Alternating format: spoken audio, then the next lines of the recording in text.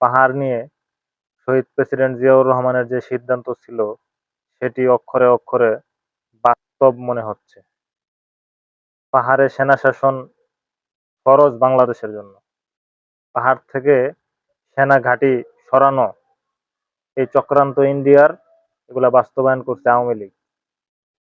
কোন সাহসে এই লোকগুলা ঢাকা বিশ্ববিদ্যালয়ে মিছিল করে যে পাহাড় থেকে সেনা শাসন প্রত্যাহার করতে হবে?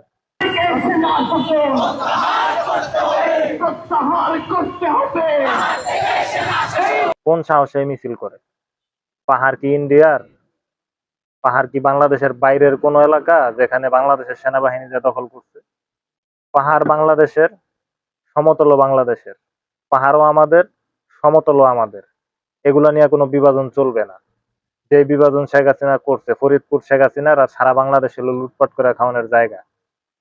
হ্যাঁ, পাহাড়কে বিচ্ছিন্ন করার এই জঘন্য পায়তারা বাংলাদেশের মানুষ রুখে দেবে ইনশাল্লাহ।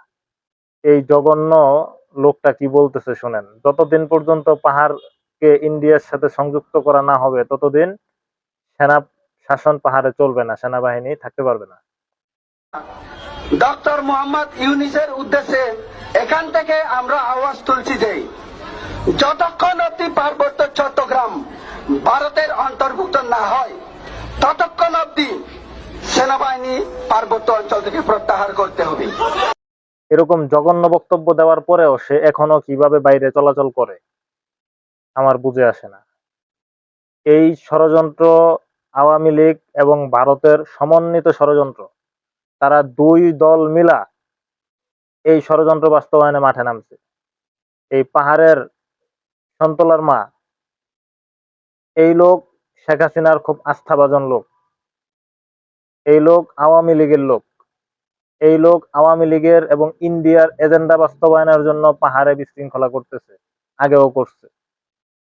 এখন আওয়ামী লীগ এবং ইন্ডিয়া শেষ একটা খেলা খেলতেছে পাহাড়িদেরকে নিয়ে। অন্য সব খেলা এদের খেলা শেষ, কোনোভাবে কুলায় উঠতে পারতেছে না। এখন শুরু করছে এই পাহাড় আর সমতল নিয়ে। এই খেলা দ্রুত বন্ধ করেন, এটার জন্য সেনাবাহিনীকে সর্বোচ্চ পদক্ষেপ নিতে হবে। তারা এই সমস্ত অত্যাধুনিক অস্ত্রশস্ত্র কোথায় পায়? এই সমস্ত অত্যাধুনিক অস্ত্রশস্ত্র তারা কোথায় পায় খুঁজে বের করতে হবে। পাহাড়ের সবাই সমতলে আইসা তারা সমতলের সব সুযোগ সুবিধা ভোগ করে। ইউনিভার্সিটিতে পড়া, চাকরি বাকরি, বিভিন্ন জায়গায় সবকিছুতে সাধারণ একটা মানুষ যা পায় পাহাড়িরাও তা পায়।